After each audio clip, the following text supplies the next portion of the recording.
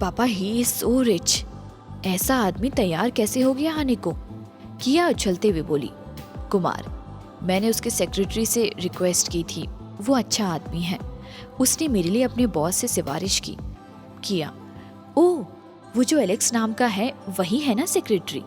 कुमार, हाँ। किया, पर पापा कि मार्कोस की हिंदी तो काफी अच्छी थी, बस एक्सेंट जरूर विदेशी था। कुमार, वो आधे इंडियन और आधे इटालियन हैं। उनकी दादी इंडियन थी पर दादा इटालियन, तो इस तरह उनके पिताजी आधे इंडियन और आधे इटालियन थे, पर ये पूरे इटालियन ही हैं। किया, आई सी।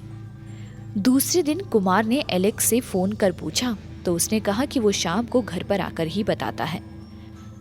शाम को किया कॉलेज से वापस आते वक्त कनॉट प्लेस पर कुछ खाने के लिए एक रेस्टोरेंट में चली गई।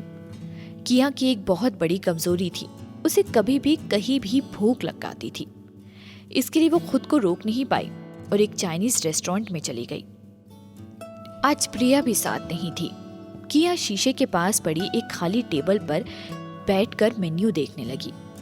इस टेबल से बाहर रोड का भी नजारा दिख रहा था। किया ने चाइनीज नूडल्स का ऑर्डर दिया। खाने के आते ही वो उस पे भुक्कड़ों की तरह टूट पड़ी। जब कियारा खाने में लगी थी उसी वक्त एलेक्स की कार वहां से निकली। अचानक उसकी नजर शीशे के उस तरफ बैठी कियारा पर पड़ी। उसने ड्राइवर को कार रोकने को बोला और खाने में लगी किया को देखकर हंसने लगा।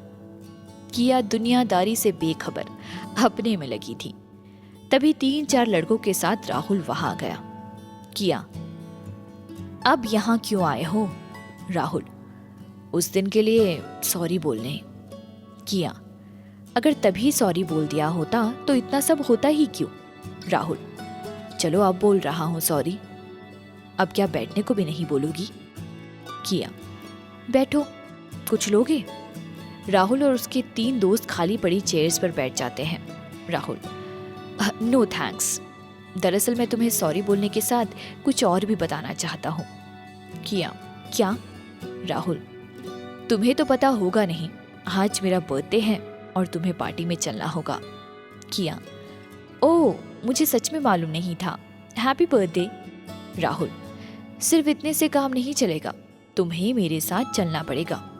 किया, ओह, आई एम सो सॉरी, पर मैं नहीं चल पाऊंगी, मुझे अब घर जाना होगा, मुझे काम है।